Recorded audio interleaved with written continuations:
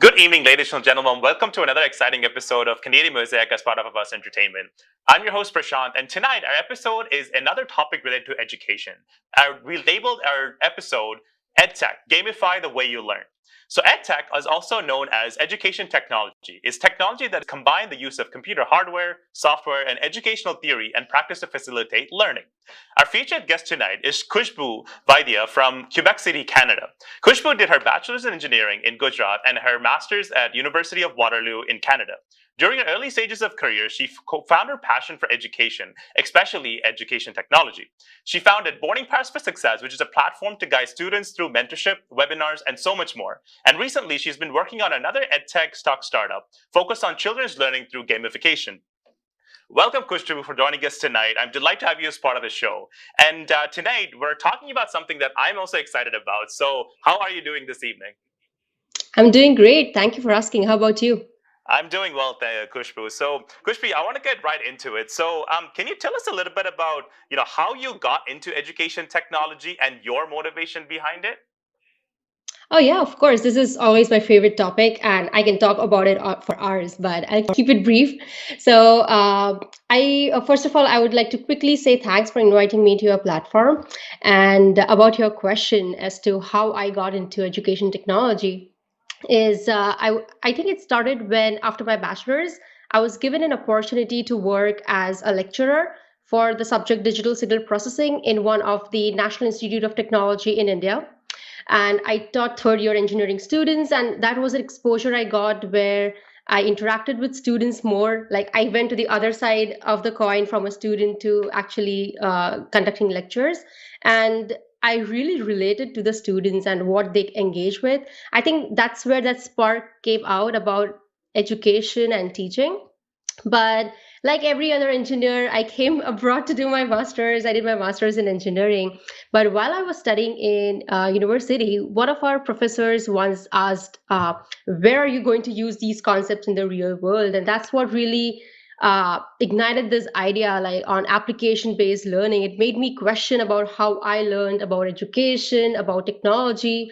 And I think that was one of the reasons why I started Coding Paths for Success, on how to use technology to reach out, how to unlearn what you learned during, when you were growing up, what worked, what did not work. And I think it has been an interesting journey so far. I started Boarding Pass for Success, and now there's Ed Caliber. Yeah, So that's how I yeah. got into it. No, that's super exciting because would you say that based on you've did education in India and Canada, and do you see like a drastic change between how we used to study when we were younger versus now? Absolutely, absolutely. Actually, when I came to do my master's, that's the first time I realized the resources you get here to fulfill your careers and your dreams. I felt that was missing when I was back home, and that was 2012. So that's 10 years back now. Things have definitely changed, but that's what I saw, like the resources we got here. And that's when I felt like, why should it sustain to like just one location? Why can't everyone get that resources, get access to those resources?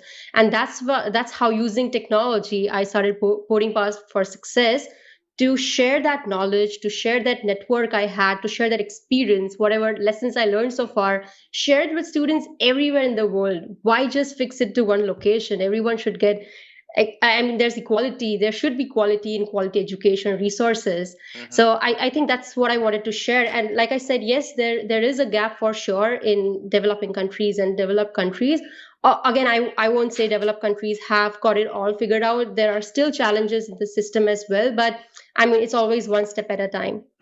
Absolutely. So, Khushbu, like, tell us a little bit about Boarding Purpose Success because you've done that for multiple years now, and I understand like you've done a lot of work like in person back in India as well as now because of COVID and everything, a lot of like webinars and stuff. Can you tell us about a little bit about Boarding Process Success and what experiences have you had with that so far? Oh yeah, absolutely. I would just like to answer this question by saying that I was working as an engineer. So I worked in BlackBerry as a software engineer, and then another company. So I was just sitting in my cubicle, just thinking about how I did my masters. I did 4 years experience as an engineer. What next? And that's when I realized, like, I reconnected again to my passion for teaching and learning, connecting with students, helping them.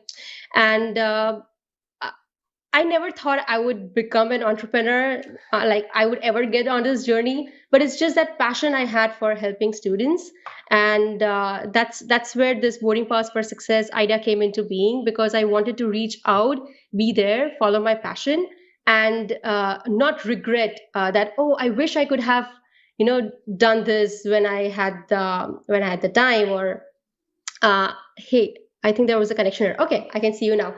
But yeah, coming back to it, it was a hard decision to quit my job and really just get into it. But I took that risk. I took a jump, and I didn't know what exactly I wanted to do. So I wanted to explore. So I went to India. Spoke with professors, different colleges, students in universities, schools, just to get to know what are the challenges they are facing. Hmm. And I started conducting seminars and webinars on inspiring engineering innovation, which is more on application based learning.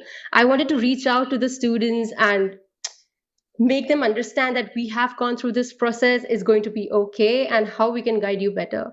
So we Hmm. conducted these seminars for over 15,000 students in 25 universities in all over India.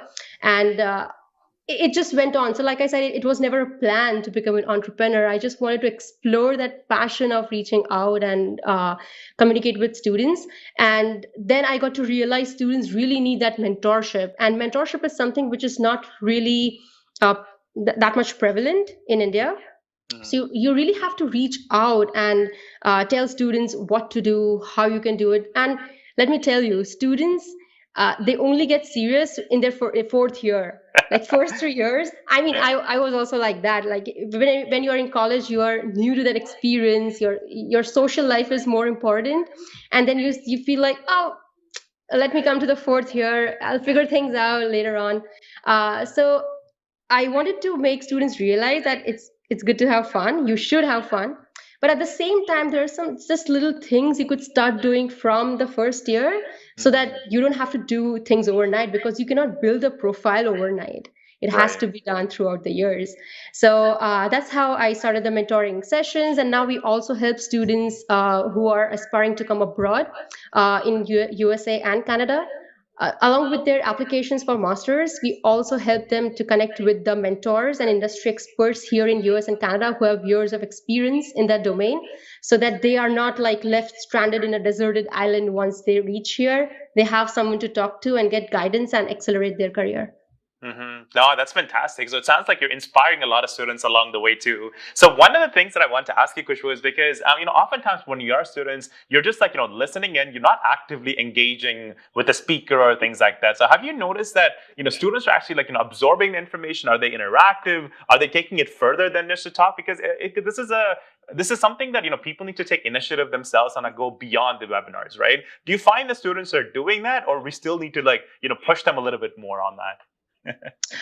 Yeah, that's a very good question, actually. And that reminds me of this quote, like, you can take the horse near the lake, but you cannot make the horse drink the water, right? You can just give these resources out there to the students. So I do this because I feel like I wish I could have gotten these resources when I was a student. So Mhm. I'm doing it out of that will. So it's open to like all the students, and it depends only on the student to take that action. Mhm. Although when we are conducting webinars, instead of making it more formal, we have it on more of an informal basis. So Mhm. sharing our own personal experience and the mistakes we made, so that they can relate. Like we share our experience of how we were students and how we thought, and they can relate to it. So I think that's where they connect and they realize that this is not just a lecture, but this is something that maybe can help me. Mhm. One thing I realized is maybe sometimes if you don't pay attention, but if you're listening to something, it somewhere stays in your subconscious mind. And when the time comes, like there's an intuition what to do, and that's when you realize, oh, I know this because I listened to this like 2 3 years back. Yeah. So these things happen as well. I've seen this in students, and we have gotten a lot of feedback from students as well who have successfully come abroad here, and they had no idea about these different diverse fields that are out there, and they were really thankful that they got this knowledge beforehand so that they could make the right decision to select that particular stream and not waste time. So we have gotten students feedback as well. So again, it depends on the student to take action and Yeah. the perseverance and the passion they have for their Absolutely. career. No, it sounds like you've got a great platform in order for educate students as well as for them to be involved in it more as well. So no, that's fantastic. So Khushboo, I want to talk a little bit about education technology because people might not be comfortable with that term, and maybe they're thinking it's only for students. But what is education technology? Is it something that's designed only for students, or is it actually designed for parents and teachers and other professionals as well? Yeah, I think so. If you think yourself as a learner, then education technology is for you. There's no age to stop learning. So it's not just confined for the students, it's for everyone, for parents, for teachers, for working professionals, for CEOs. They all learn. And Mhm. that's the way they have grown and reached where they are. So if I give you a quick example of a language learning platform, which is Duolingo, I use it regularly as well because I'm in Quebec City and I have to learn French. So that's a perfect example. Like it's not just for students, it's for anyone who wants to learn. There's also Coursera, there's edX, Udemy. There are these platforms which helps uh, any age, like a person of any age, to learn about artificial intelligence, about quantum technology, and so on. So it's not just confined for students; it's for anyone who wants to learn, and it's for anyone who wants to impart knowledge to a wide number of audience. So that's where Mhm. the technology plays a big role, and that's what we have seen during the COVID times as well.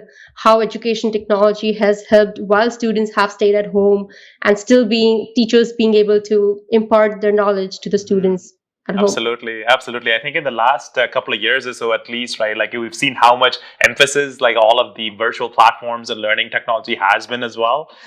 So, Yep. would you say that the use of education technology is is better than a traditional way of learning, or what does that actually like look like? Like lot of students are still preferring the whole pen, paper, blackboard, chalkboard, that kind of things. But now we're using laptops and this, and there's so many different tools that what are your thoughts on that? Like, is edtech a better way of learning? So I wouldn't say one way is better than the other way. I always believe in balance and I believe in the hybrid way of learning. I feel like the need for a face to face educator speaking to a student, mentoring them, guiding them is not going to go away. And it plays a very significant role in the overall development of students and their confidence. But at the same time, you cannot neglect the overall advantages that edtech has. Because if I give you quick examples, then let's say in the traditional way of learning and teaching, you are confined to your location. So whatever access you get or resources you get to teachers or coaching centers is confined to that location. But just by adding technology to education, like I gave an example of Coursera and other platforms, you are able to hear lectures from MIT, professors from Harvard, and it's free, right? So that's it. That's the power of technology and education that it comes to the students. Um, so I feel like a hybrid model is required. I wouldn't say just one. It has to go hand in hand. And I feel because of COVID, educators and schools are able to adapt to this tech as well. And even they prefer a hybrid model now. Like even after like post COVID, they see a scenario where they are able to implement online as well as the offline teaching, which goes hand in hand.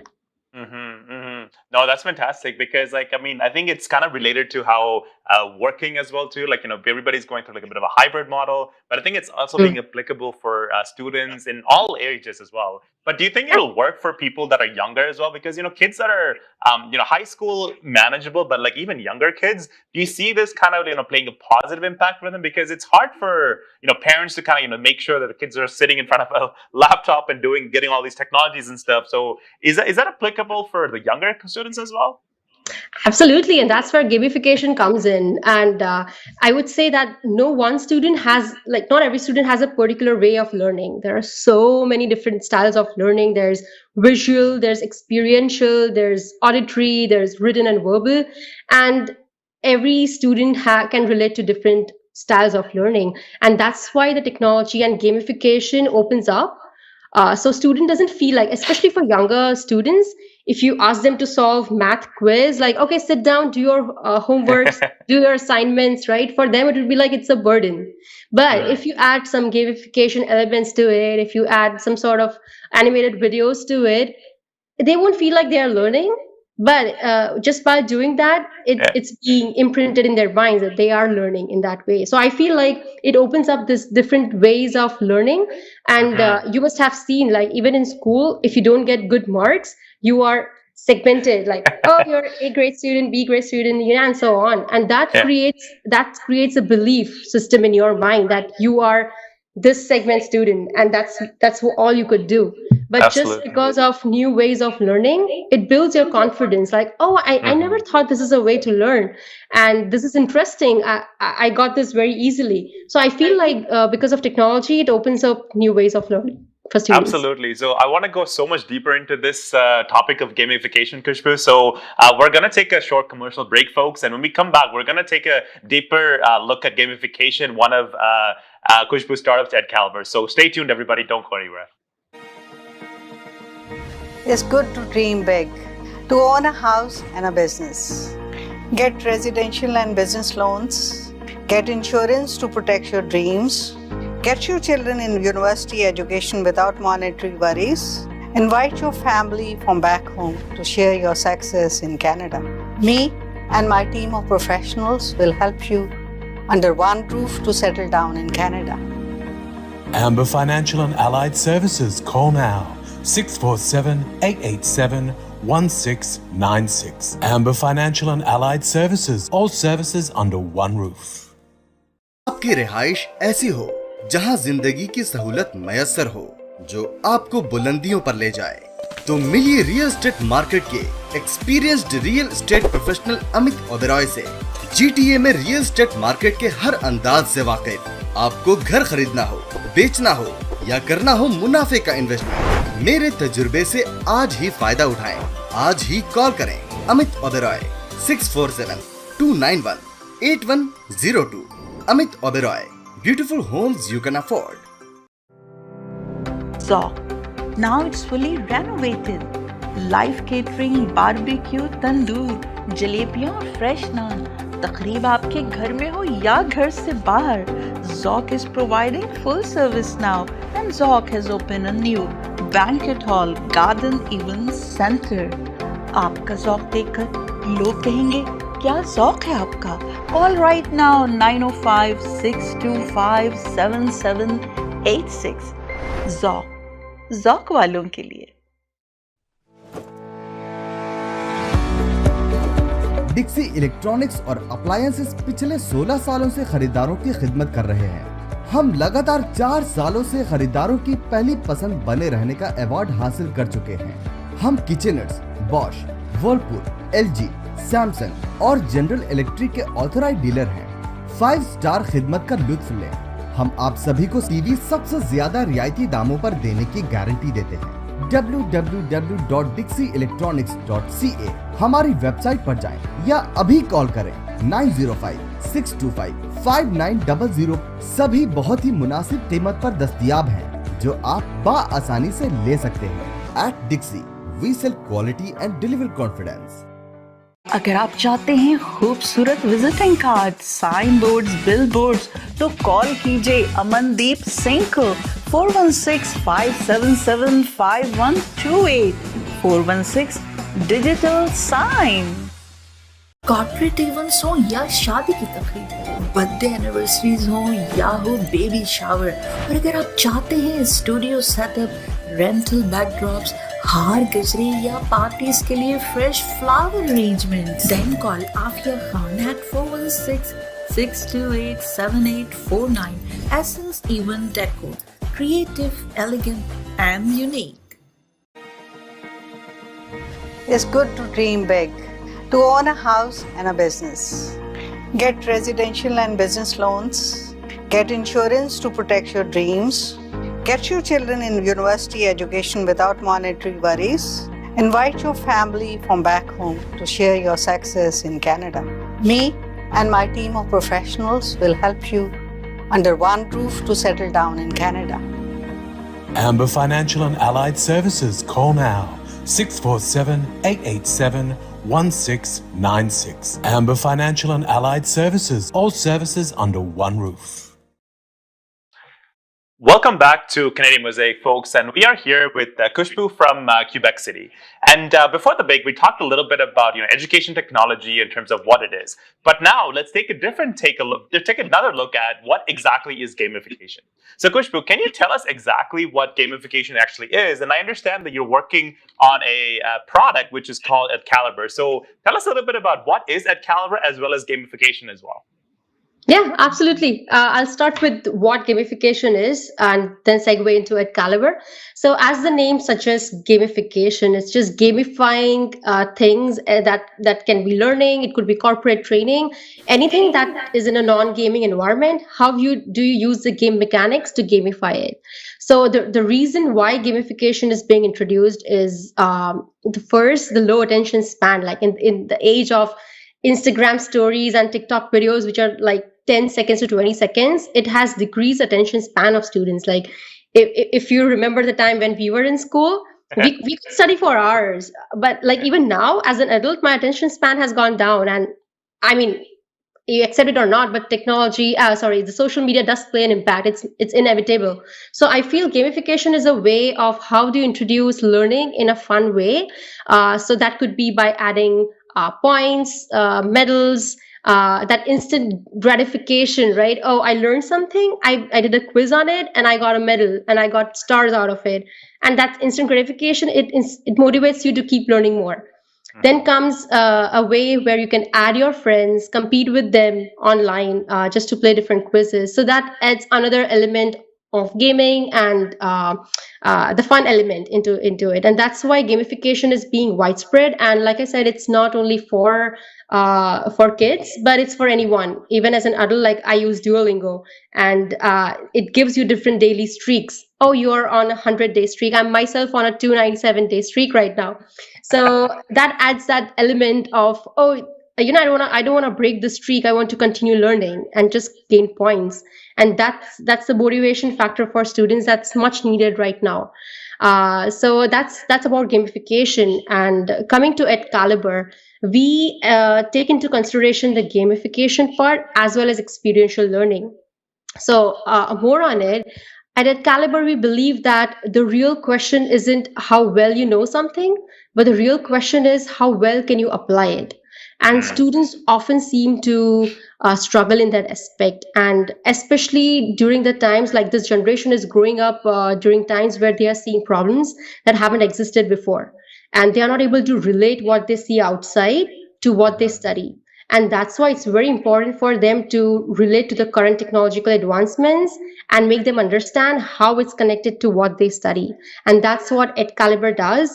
Excalibur is a library of interactive mathematics adventures where we help students to focus on real world applications. So for example, how to use trigonometry to compose music, how to use geometry to build suspension bridges, or how to use linear algebra for aircraft fuel calculations. So the direct impact. How many times have you asked yourself, where am I going to use these theoretical equations? Not everything you study, you're going to apply, but whatever important things are there, you should know where it's being applied in real world. It's not like math is related to just STEM. It can be related to fashion, to finance, to cooking, and so much more, to art, right? So it's much more than just the theoretical equation. So that's what we bring into Excalibur, and students can do this in a gamified 3D environment. So that's where the fun element comes into it. They can play these adventure tasks with real world in a gamified environment. Then they get points, they get medals, they can compete with their friends, and that's how they learn. Like the real essence of learning is we feel students shouldn't feel like I'm learning just for marks or just because I have to. Right. That's the negative way I see. It's more of I want to learn. This is interesting. So how can we make it an effective experience for students? That's what we focus on at Excalibur. No, that's super exciting. It's definitely something that we all think about. Like, growing up, when will we ever use this? When does differentials gonna, it will be useful and stuff. So that definitely makes more sense. Yeah. There's one thing I want to ask you, Khushboo, is because right now you mentioned that, Instagram, TikTok, all this kind of stuff, students are already being heavily influenced by technology, and their attention span is getting, smaller and smaller, because I don't know if students can even like, sit in a classroom for an hour anymore. Yeah. Do you think that adding more technology to like the student curriculum and stuff, would this cause any disturbance to their already challenging syllabus, or is it actually going to be helping them a little bit? So I feel there's no going back. I mean, students have reached a stage where they are addicted to social media. So Yeah. why not make meaningful screen time and making it productive? I mean, they are going to watch videos, YouTube videos, they are going to play games, and they are going to use social media. So why not use those engaging elements that they are already using and convert it into something productive? So that's how the animated videos come in the picture. Like, student might not want to read a theoretical 1 page or 2 page paragraph on something, but Yeah. just watching a video, like a 2 minute video, I mean, they are able to understand it. So I feel like instead of adding more technology, we are just replacing the things that they're Yeah. already doing. So just giving more meaningful screen time to the students. No, that's brilliant. So I think that's why gamification is kind of like more popular these days, because kids are more intrigued to do these things because it's more fun and it's adventurous, and hopefully they'll get some knowledge out of it subconsciously, like we talked about a bit earlier. But Yeah. so Khushboo, like you've done education in both sides, right? So in India as well as in Canada. Do you see that there's big educational gap between the two systems, and do you think that gamification might be helpful in the sense, because oftentimes folks in India, that's very theoretical. There's not a lot of practical applications until you go much later, right? And in Canada, it's right from grade 1 you start doing all these kind of things. So that's something that I've noticed as well. But I mean, you that have done education on both sides, do you see any big gaps that could be addressed through gamification? Yeah, absolutely. Like you mentioned, the biggest point is the theoretical aspect, right? But I would tell you there's one more difference. Like in India, although it's theoretical, there's more drilling, like more practice, more rote learning. So because of that, what happens is like the syllabus is very advanced Yeah. compared to the curriculum here in North America. So although the students here are getting the practical training, but they are not used to that drilling. That's I feel it's also useful in the later career stages as well. Definitely. So I feel like a balance of both is required, although we are living in times where information is available readily, like you can just Google it. But the important thing is how to use that information for something useful or for projects, right? So I think gamification is a wonderful way, and that's what Excalibur's focus is on as well, for students in Canada and India to learn through projects and through real world experiences. So I feel gamification this way can handle both of these challenges that are prevalent in North America as well as in India.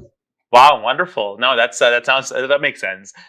So another common term, like we talked about this before, is pedagogy. Like, I mean, can you tell us what exactly it is? Because it's a term that's not so common anymore, but it is quite famous in the education space. So can you tell us what exactly that is, and what is that in the teaching industry?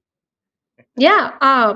So there are two pronunciations. I'm not sure it's either pedagogy or pedagogy, but either ways, it's just a fancier way of saying different learning styles. Like the learning approach is its term pedagogy or pedagogy. So it just refers to how teachers see their students, like the classroom environment.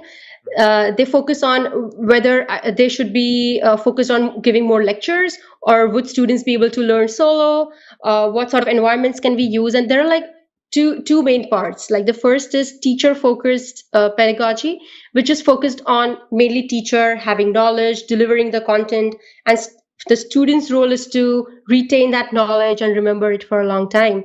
And the other part is the student focused, student centered pedagogy, which teachers still deliver lectures, they still provide information, but they play more of a role of a coach or a mentor to the students. Like just understand where their knowledge is at and then based on that you guide them. So there are different teaching styles, the teaching pedagogy, and there's different learning pedagogy, which just refers to different ways of learning and different ways of teaching. That's what it means. And I think one point is in the pedagogy that teachers and students are now implementing is because there are different ways of learning, everybody, even parents, they want their student to have personalized learning.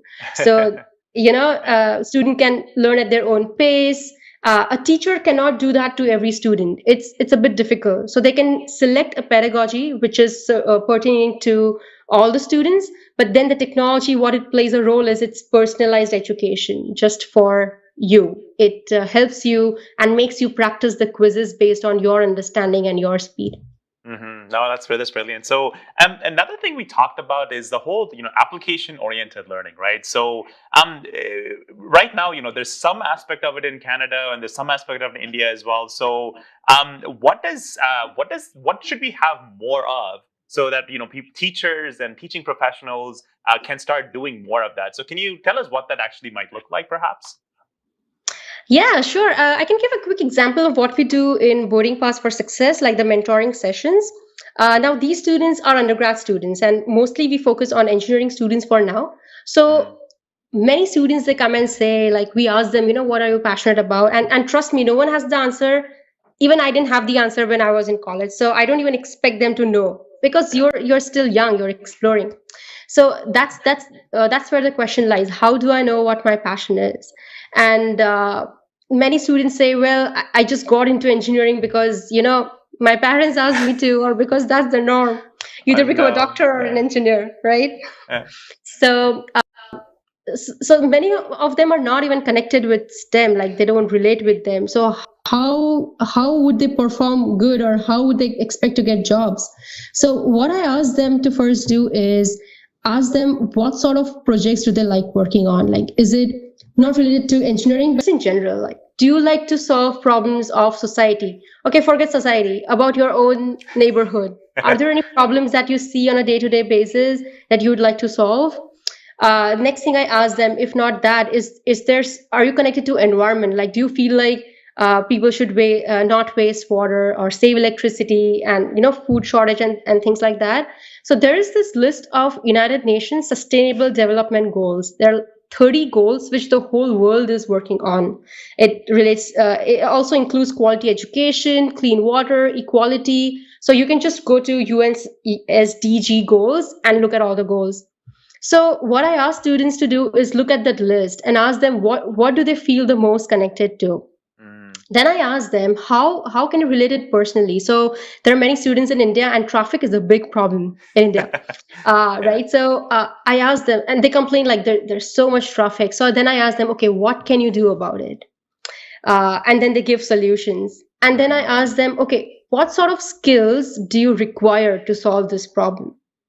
And then I ask them, what are you currently studying that can help you solve this problem?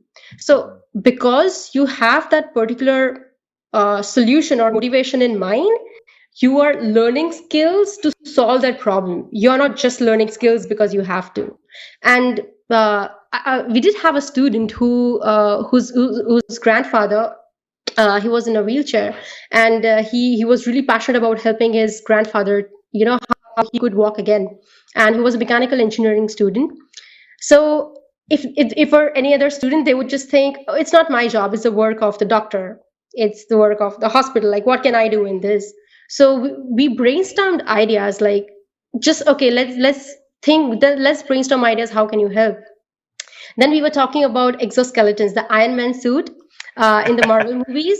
Yeah. I know it's like too far-fetched, but there is work going on exoskeletons. Exoskeleton is just something that helps you make a movement. So it could be with your legs, with your hands, and it is going on. So he was very intrigued by that idea, and he started researching on the biomechanics part of it, how he could use that to. So his motivation was helping his grandfather.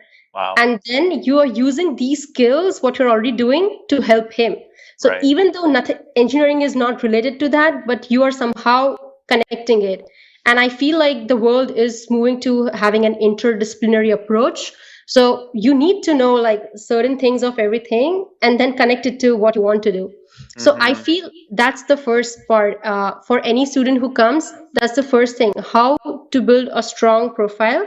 And second, how do you represent yourself in Right. your resume or in interview? So how you build a strong profile is by engaging in these different projects. If you don't have a project in mind, ask a friend. Maybe he or she is working on that project and help them. Maybe Right. you'll find something out of it. But that's the way you build your skills. And Mm-hmm. then when you go to the interviewer is going to look at the things that you did, and you will also have a reason why you did that. And you Mm-hmm. can also show them you use these skills in order to achieve that, and which are the same skills that the interviewer needs Mm-hmm. for the Mm-hmm. employee. So just look at the difference. Instead of just going, I need a job, let me just look at the profile, let me write down, in my Yep. resume the skills you need. I mean, it just creates a different impact, and the interviewer can see that in you. So Right. that makes all the difference. No, no, absolutely. Like, I think it's really important to really understand what you're really passionate about and then connecting the dots to see how you can proceed in your career as well. So, we're going to go a lot deeper into this, Khushboo. So, we're going to take another short commercial break, folks. So, when we come back, we're going to look at some career exploration tips and tips for success as well. Stay tuned, everybody. Don't go anywhere. We'll be right back. It's good to dream big, to own a house and a business. Get residential and business loans. Get insurance to protect your dreams. Get your children in university education without monetary worries. Invite your family from back home to share your success in Canada. Me and my team of professionals will help you under one roof to settle down in Canada. Amber Financial and Allied Services. Call now 647-887-1696. Amber Financial and Allied Services. All services under one roof. आपकी रिहाइश ऐसी हो जहां जिंदगी की सहूलत मयसर हो, जो आपको बुलंदियों पर ले जाए। तो मिलिए रियल एस्टेट मार्केट के experienced real estate professional Amit Oberoi से। GTA में रियल एस्टेट मार्केट के हर अंदाज से वाकिफ। आपको घर खरीदना हो, बेचना हो या करना हो मुनाफे का इन्वेस्टमेंट, मेरे तजुर्बे से आज ही फायदा उठाएं। आज ही कॉल करें Amit Oberoi 647-291-8102। Amit Oberoi, beautiful homes you can afford. Dawat Islami का एक शोबा जामियतुल मदीना, जिसकी तकरीबन 891 ब्रांचेस दुनिया के कई ममालिक में कायम हैं। कमोबेश 67,000 इस्लामी भाई और इस्लामी बहनें बगैर किसी फीस के आलिम और आलिमा कोर्स कर रहे हैं। इनमें हजारों वो हैं जिनकी अकोमोडेशन, खाना पीना दावत इस्लामी के जिम्मे है। आप भी डोनेशंस के जरिए इस शोबे के साथ ताउन कर सकते हैं। आपके चंदे यानी डोनेशन को किसी भी जायज दीनी, इस्लाही, फलाही, रूहानी, खैर ख्वाही और भलाई के काम में खर्च किया जा सकता है। Engage in CCTV security cameras, doorbell video and alarm system installation since last 20 years in Toronto. Certified team of professionals serving Ontario completed many residential and commercial projects successfully. High-ranking reviews on Google, Better Business Bureau and Home Stars. 100% satisfaction guaranteed. For free estimate, call Firoz Khan at 647-504-8325 or visit ASEAN Technology, Gateway of Communication. अगर आप चाहते हैं खूबसूरत visiting card, sign boards, bill boards, तो call कीजिए अमनदीप सिंह को 416-577-5128 416 digital sign. Welcome back to Canadian Mosaic, folks, and we are here with Khushboo from Quebec City in Canada. And in our previous segments, we talked a little bit about education technology and gamification. And in our last segment, we want to talk a little bit about career exploration and tips for success. So, Khushboo, like when you're in high school or going through undergraduate studies, getting a full-time role is one of the most stressful parts of your early stages of your career. Do you have any tips on what people can do early enough so that they don't have to face this stress, so that they're a little bit more comfortable during the job search later down the line?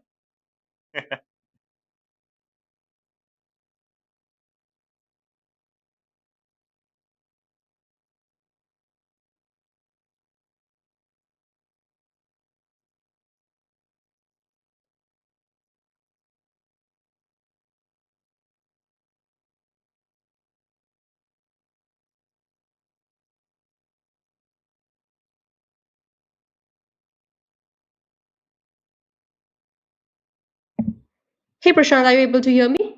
Yes, I can hear you. Yeah. Okay, all right. Sorry about that. All right. So coming to your question, yeah. So a few tips that I could give to the students is first, communication and writing skills. Students underestimate these skills a lot, but they are very, very important. Especially because when you're looking for a full-time role, reference plays a very big role anywhere you are in the world. India and USA or Canada, doesn't matter. References play a very big role, so it's very important for you to reach out, and LinkedIn is a great platform. So even though you are just a first year student, you should make sure that you have your LinkedIn profile. Keep updating it. Try, like in the previous segment, how I mentioned about the different projects that you could work on. Try to post all of those projects online, share your views, have your own website, make your own portfolio, like write blogs, share your thoughts, like be active on LinkedIn, reach out to different people whose blog posts you like, ask them if you could have like a discussion with them. How has your experience been so far? You could also subscribe to Boarding Pass for Success webinars and know more about the different roles as well. But I feel these two are very important, so try to join some speaking platforms. There's Toastmasters International, which has played a very important role even for me, just to be out there and be a speaker. So join these platforms, because once your communication part is done, it plays a big role in your personality. I have seen students who have failed subjects during their undergrad, yet right now they are working as software engineers in Amazon, Intel and Google. Why? Because they have that personality of reaching out. They know how to share their story, and I feel that plays a very big role. You So it, again, it depends on what kind of roles you want to go into as well. But I have many students think like, as scientists or in research, you don't really need those skills because you're just in your own bubble, but that's not Yeah. true. My husband is a researcher, and every day he has to sell his research work, sell in the way he has to like publicize it and write about it, publish the paper. So like everywhere you go, these things are very necessary. So focus on these two aspects, like build your portfolio, reach out, have your own website. I understand it would be very intimidating. You might not have any stuff to share, but just start, like, have one step at a time. Take one step at a time. It's baby steps, but eventually you will get there. Right, right. Even with me as a speaker, I was initially very it was very cringy just looking at myself, my video, like talking. I was like, oh my god, what's this? But eventually I started making videos. I spoke to people, did webinar seminars, and I was okay with it. So from the initial years, you have to start doing that and make yourself be okay going through those processes. No, it sounds good. I think it's not just students that needs to follow this. I think it's like, adults, like working professionals or young professionals, even need to be doing this consistently. Keeping Yeah. up with making new connections on LinkedIn, keeping it up to date, and everything related to the professional network, right? So it's not just specific to students there. So Khushboo, like, I always have to have a little bit of fun with my guests. So hopefully we can play a little bit of game to get to know you a little bit better before we wrap up the show. So if that's all right. So Absolutely. Yeah. I know you've been in multiple places in Canada and India. So what's your favorite season? Is it fall or summertime? It's winter. It's actually winter. Oh wow, I didn't expect that. Okay, so you enjoy the cold. Interesting. What about your favorite hobby? So is it hiking into unknown places, or like having long drives with your husband? Long drive seems so comfortable, so I would choose that. But once I start hiking, I love that process, so I would go for hiking. Hiking. Okay, okay. Favorite mobile game of all time, since you are into gamification. So what's your favorite mobile game? So I use this game. It's very common. It's Mahjong. Yeah. Yeah, I love that because it It's has interesting. images and patterns. Yeah. Okay, okay, okay.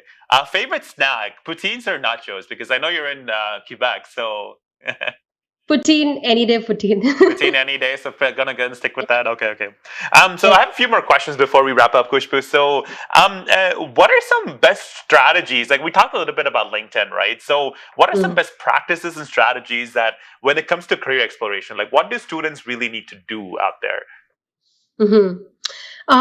So Okay, so I would segue based on what I answered in the previous segment about the different projects. Along with that, what they could do is maybe just reach out to different companies and ask them what are the challenges that they face in their companies and see how it's related. I mean, the very easiest answer I could give about career exploration is go to a website and answer a couple of questions and see the answer, but I wouldn't recommend that because it does. I mean, it doesn't make sense because the career, it's about your whole life you'd be Yeah. doing that. So for students, I think the best way is to engage in different projects, and Coursera has a very good project based learning. There are 2 hour projects where you actually have like 2 screens. If you're into programming or learning about finance or any other tool or simulator, you have it on one screen. They tell you what to do, and that's how you build skills. So Right. I feel like doing those little projects, even on Udemy, they have like real world project examples. I think real world projects is the best way to explore different careers.